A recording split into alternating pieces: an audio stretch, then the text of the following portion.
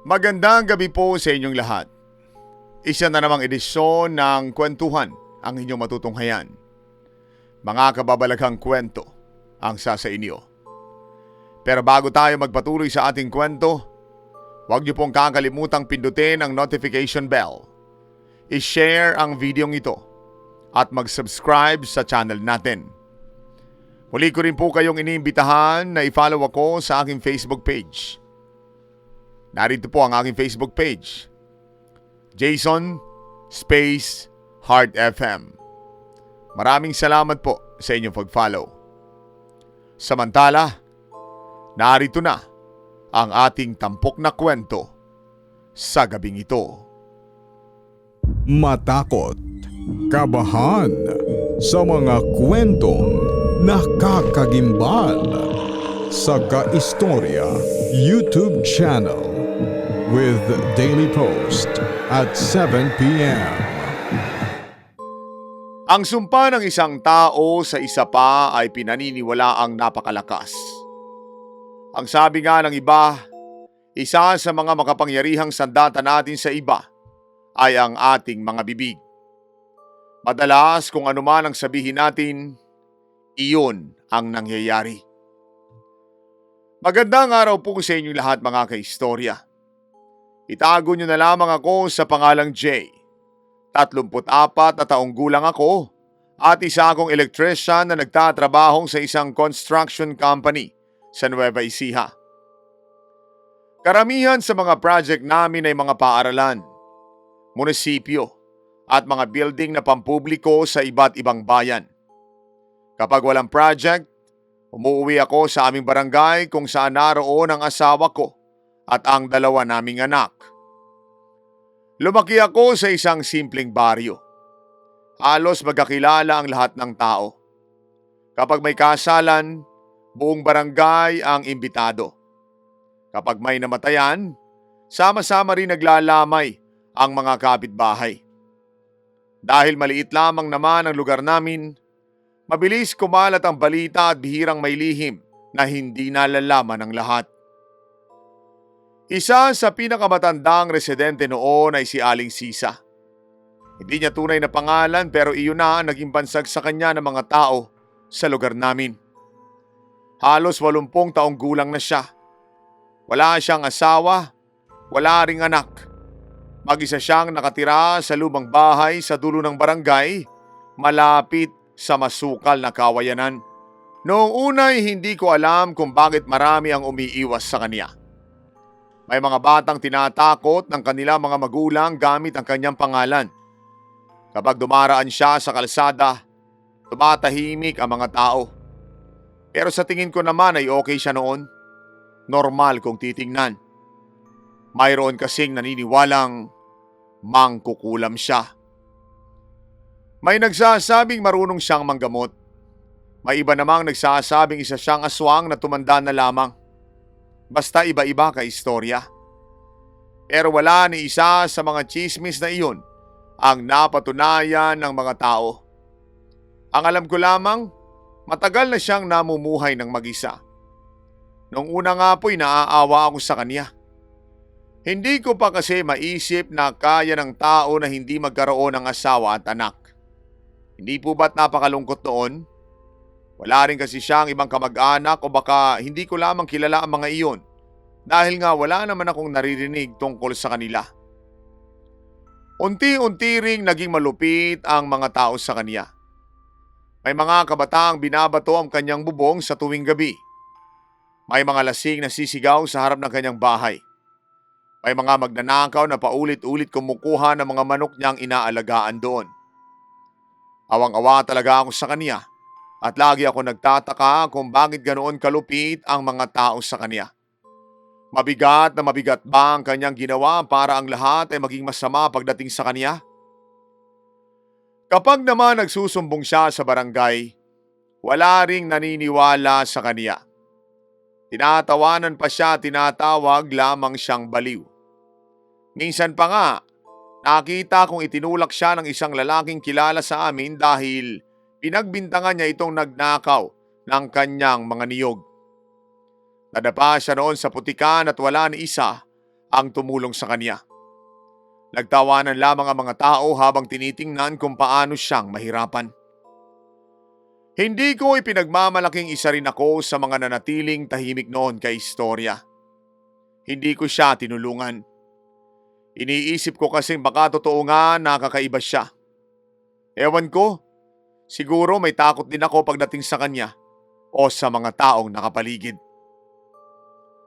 Iniisip ko rin noon na baka kapag tinulungan ko siya, sa akin naman magalit ang mga tao. Kung hindi sa akin ay baka sa aking pamilya. Ayaw ko naman silang madamay sa gulo kaya tinayaan ko na siya noon kahit ang totoo, naaawa talaga ako sa kanya. Hanggang sa isang umaga, kumalat ang balitang isinugod siya sa maliit na ospital sa bayan. Matindi na raw ang sakit niya. Wala namang gustong magbantay sa kanya. Hindi kahit isa sa mga kapitbahay namin.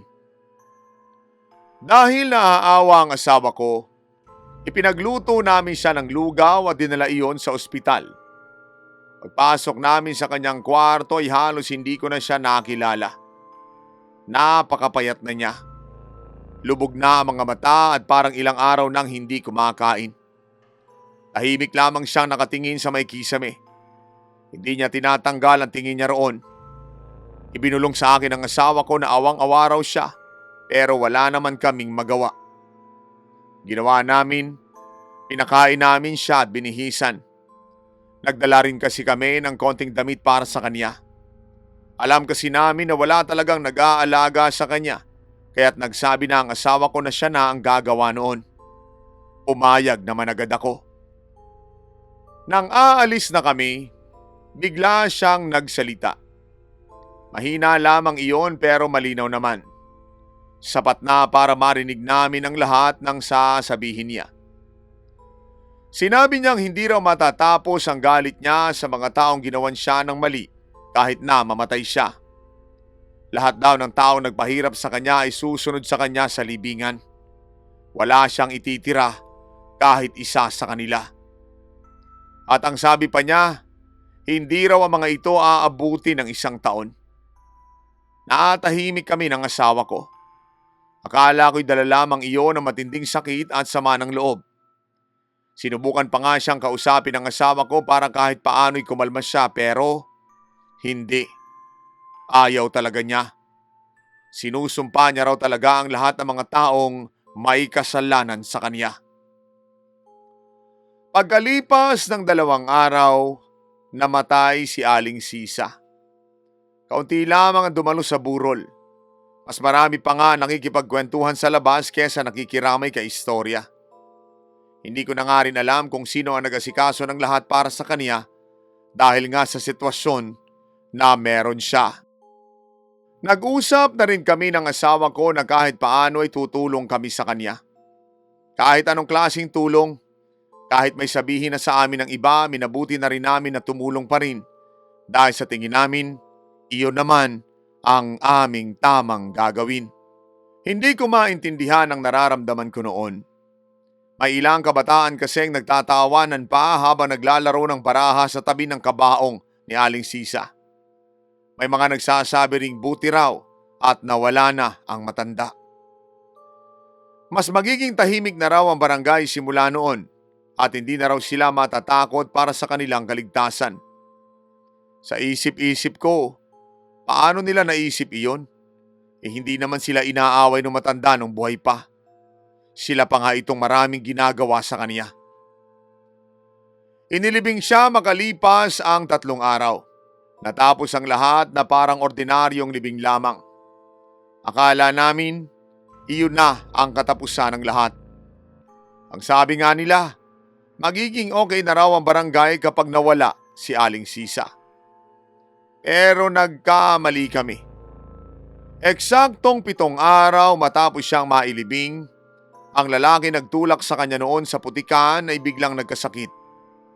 Noong una ay simpleng lagnat lamang at sakit ng ulo ang nararamdaman nito. Pagkatapos ay bigla na lamang ito nagsimulang mangayayat. Hindi na nga siya makakain. Palagi rin siya nagsusuka ng maitim na likido. Hindi namin alam ng asawa ko kung paano iyon Pero isang beses nakita namin siyang nagsusuka. Diring-diri kami noon kay istorya. Ilang doktor na ang tumingin sa kanya. Normal naman ang mga laboratory tests.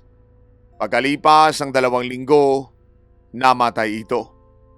Hindi pa man natatapos ang 40 days ni Aling Sisa, isa na namang residente ang nagkasakit. Ito naman ang kabataang nangunguna sa pambabato sa bahay ng matanda. Ganito rin ang nangyari. Malakas ang katawan sa umaga pero pagsapit ng gabi, mataas na ang lagnat ng binata. Makalipas ang ilang araw ay sobrang payat na nito at hindi na rin siya makilala ng ilang residente. Ang iba pa nga'y natatakot na sa kanya dahil sa grabe ng pagkapayat. Palagi rin siyang sumisigaw sa madaling araw. Sinasabi niyang may matandang babaeng nakaupo raw sa kisame ng kanyang kwarto. At hindi rin nagtagal, namatay din siya. Doon na nagsimulang matakot ang buong barangay. Hindi kasi pwedeng nagkataon lamang iyon na sunod-sunod ang namatay. Lalong lumala ang sitwasyon nang mapansin naming iisa ang sinasabi ng lahat na nagkakasakit. Bago sila mawala ng malay, lagi nilang ikinikwento na may matandang babaeng dumadalaw sa kanila tuwing hating gabi. Hindi raw ito nagsasalita at nakatingin lamang sa kanila. Hindi naman daw kasi nito ipinapakita ang kanyang hitsura. Pero habang tumatagal ang gabi, unti-unti raw humahaba ang kanyang dila. Namumula raw ang kanyang mga mata at tila lumiliit ang katawan ng taong kanyang pinagmamasdan. Para bang may unti-unting sumisip-sip ng kanilang lakas. Hindi pa rin naniwala ang karamihan noon. Siguro dahil hindi pa nila nararanasan kaya't hindi sila nakakaramdam ng takot. Hanggang sa isang gabi, habang pauwi ako galing naman sa overtime sa trabaho, napadaan ako sa sementeryo. Bandang 12:00 na iyon. Madilim ang buong paligid at sobrang tahimik. Habang naglalakad ako sa tapat ng puntod ni Aling Sisa, mayroon akong narinig na kaluskos. Akala ko'y pusa lamang pero nang maitapat ko ang ilaw ng aking motorsiklo, nakita akong bukas ang lupa sa ibabaw ng kanyang libingan. Natakot na ako. Alam kong may mali sa nangyayari at hindi tama na wala na naman akong gawin tungkol dito. Maya-maya pa nakita ko na parang may tumakbong nilalang galing sa kanyang puntod. Sa mga oras na iyon ay gusto kong isipin na namamalikmata lamang ako. Pero nakita ko talaga siya kay istorya. Totoo siya. Nanigas ang buong katawan ko habang pinagmamasdan ng matandang babae papalayo sa sementeryo. Hindi normal ang kanyang takbo. Halos nakadapa siyang gumagalaw gamit ang 2 kamay at paa na para bang isang malaking hayop. Sa kanyang bawat pagtalon, umaabot siya ng ilang metro. Sa loob lamang ng ilang segundo, nilalamon na siya ng kadiliman. Hindi na ako nagdalawang isip pa. Pinatakbo ko ang motorsiklo ko pa uwi. Pagdating ko sa bahay ay agad kong niyakap ang aking asawa at mga anak. Hindi ko sinabi ang aking nakita. Natatakot akong isipin nilang nababaliw na ako. Isa pa, iniisip ko pa rin noon na baka naman hindi naman talaga totoo ang nakita ko. Subalit nang sumilip ako sa may bintana bago matulog, doon may nakita akong matandang babae sa kabilang kalsada. Nakatayo lamang siya. Hindi gumagalaw at ang pakiramdam ko noon ay kapag pumikit ako at dumilat, makikita ko na lamang siya bigla sa aking harapan. At aaminin ko, takot na takot talaga ako noon. Kay istorya, kahit napakalayo niya ay alam kong si Aling Sisa iyon. At nang ako'y kumarap ay biglaan na lamang siyang nawala. Hindi nga ako nakakatulog ng gabing iyon. Sino ba namang makakatulog sa ganong experience, hindi ba? Pinilit kong isipin kung bakit sa akin iyon nangyayari. Ano ba ang meaning ng pagpapakita niya sa akin? Ano ba ang gusto niyang sabihin sa mga residente na nakagawa ng mali sa kaniya? Ilang oras na ako nag-iisip nang bigla na lamang magising ang asawa ko. Agad niya akong tinanong kung bakit daw nakamulat pa ako at gising na gising. Siyempre, hindi ko na nasagot iyon pero tinabihan ko na lamang siya para matulog. Pinilit ko ang aking sarili dahil pakiramdam ko kung hindi ko pa iyon gagawin, may posibilidad na magpakita na naman sa akin si Aling Sisa. Hindi ko na siguro iyon kakayanin pa. Kinabukasan ay kumalat na naman ang panibagong balita. Isa na namang residente ang biglang nagkasakit sa barangay. Sa pagkakataong ito ay kilala ko kung sino ang taong ito. Walang iba kung hindi si Mang Rudy. Isa siya sa mga unang kumuha ng lupa ni Aling Sisa noon.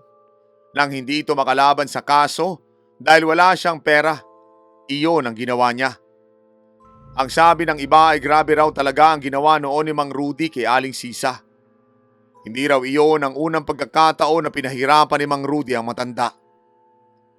Noong una, simpleng panghihina lamang ang nararanasan niya. Pagkatapos ay nagsimula siya magsalita habang natutulog.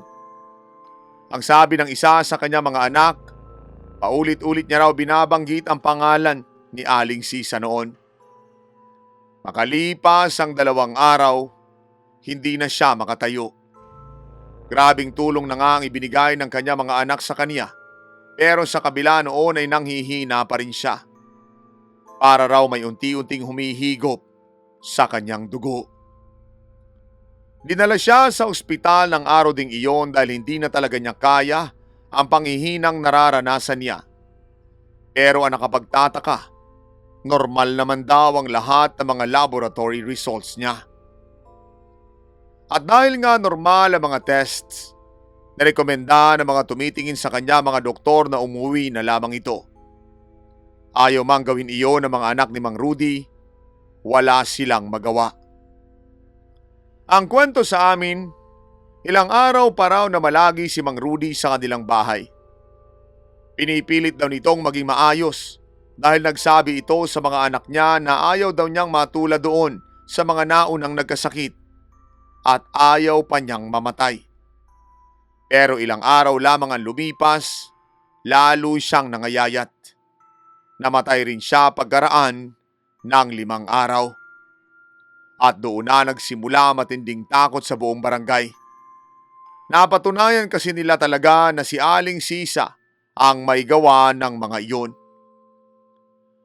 Umabot na sila sa puntong hindi na lumalabas sa mga tao pagsapit ng 6:00 ng gabi. Kailangan daw ay maaga para wala nang sumunod pa kay Mang Rudy. Maaga nagsasara ang mga tindahan noon. Wala nang batang naglalaro sa labas. Maging ang mga aso ay sabay-sabay na umaalulong tuwing sasapit ang hating gabi. At napansin ko rin ang isang bagay kay istorya. Lahat ng namamatay may isang pagkakapareho.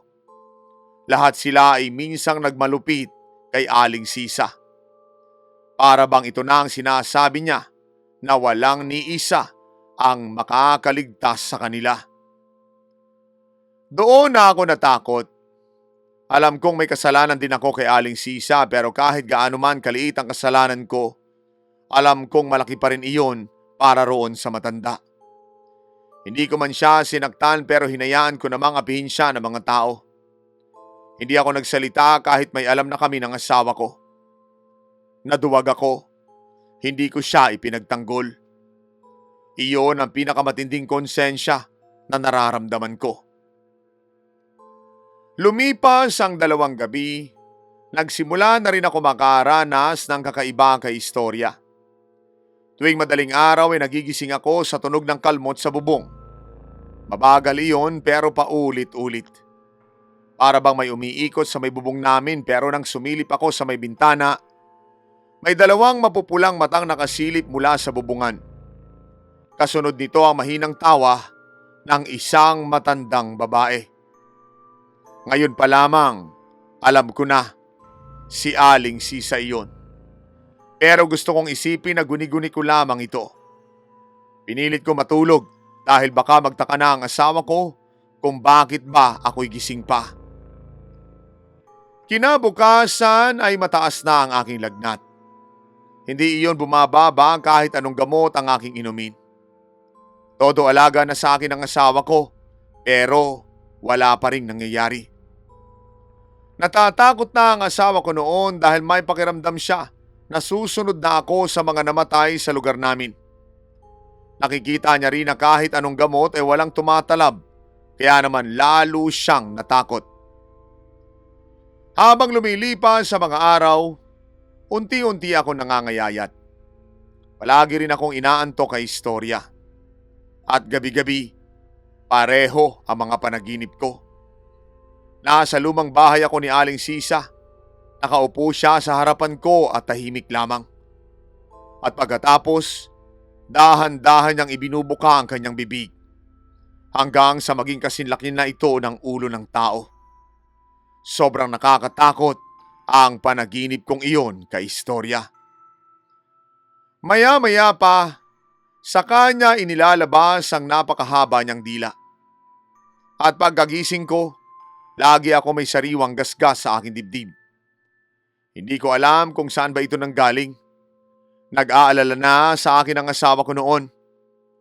Nagpa siya ang asawa kong humingi ng tulong sa isang kilalang albularyo sa Karatig Bayan. At pagdating pa lamang na matanda sa aming bahay, bigla siyang tumigil. Hindi pa siya nakakapasok noon pero parang may naramdaman na siya. Nakatingin lamang siya sa may bubong. Pagkatapos noon ay sinabi niyang hindi multo ang sumusunod sa akin. May katawan pa raw ang nilalang na naiwan. Ang sabi niya, hindi raw natanggap ng lupa ang kanyang kamatayan. At ayon sa kanya, may mga aswang daw na kapag namatay ng puno ng puot, hindi agad nawawala ang kanilang sumpa. Kapag sapat ang galit at sapat ang lakas na naipon habang nabubuhay sila, maaari silang bumangon para ubusin ang mga tao naging dahilan ng kanilang paghihirap. Pero may mas nakakatakot pa siyang sinabi. Hindi raw lahat ang taong pinapatay ng nilalang ay dahil sa paghihiganti. Kapag naubos na ang mga tao sa listahan, maghahanap na ito ng kapalit. Ang unang taong madadatnan niyang mahina ang loob ay siya ring gagawing tagapagmana ng kanyang pagiging aswang. Hindi na raw ako dapat na maghintay nito.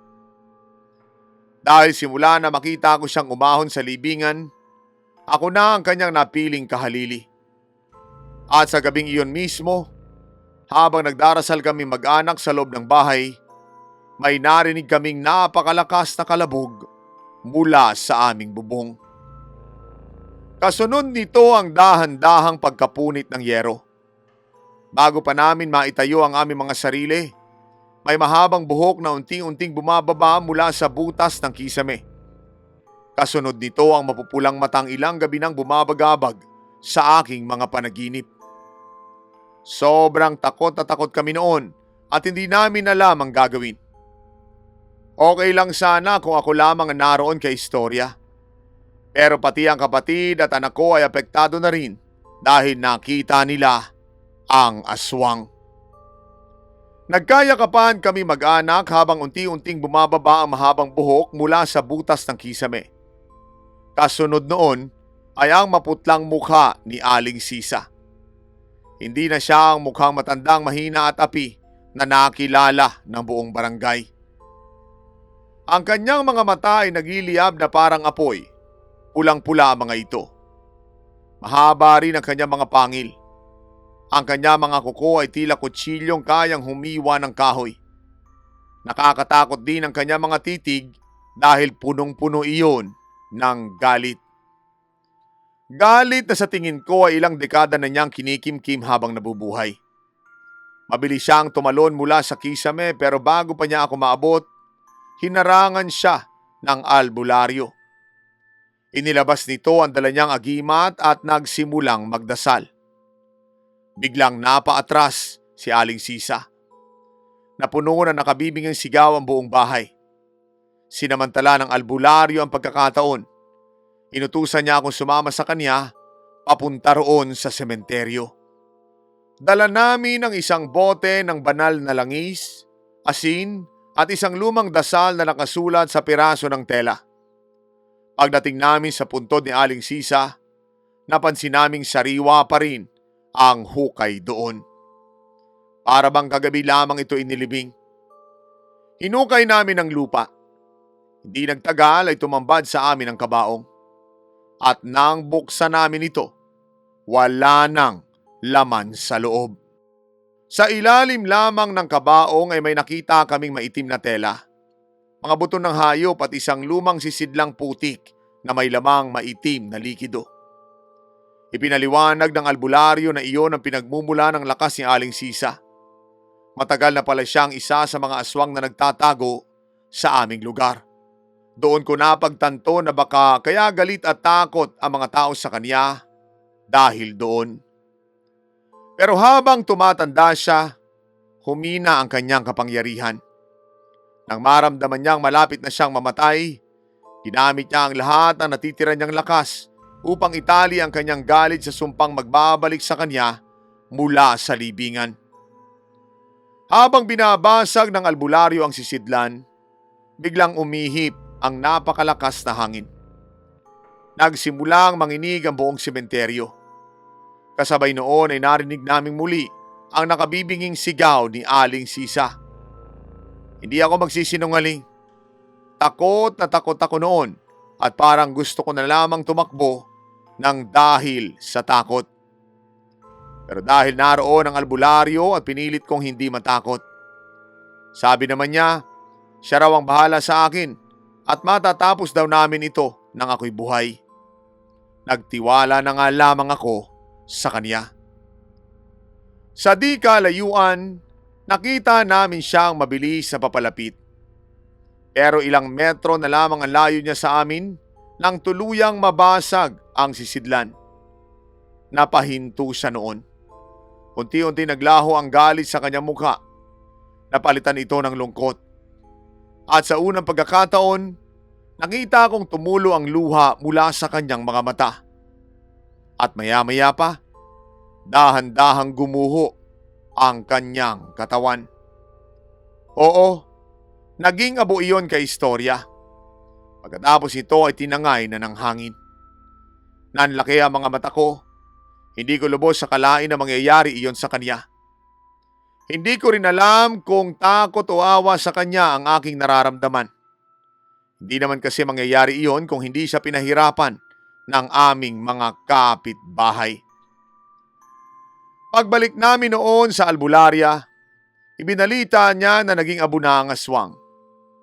Nung una ay takot pa rin sila pero nang sabihin kong okay na talaga ang lahat, sila'y kumalma. Agad akong niyakap ng asawa ko noon dahil ang buong akala niya hindi namin matatalo ang aswang.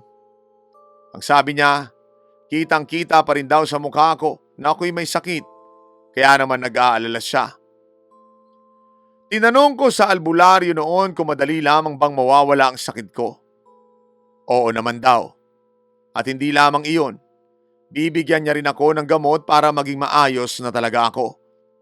Ang sabi ko pa nga, kung dumating lamang siya na maaga, hindi siguro mamamatay ang iba pa naming mga kasama sa barangay. Pero huli na ang lahat. Wala na sila at wala na ring magagawa pa ang albularyo.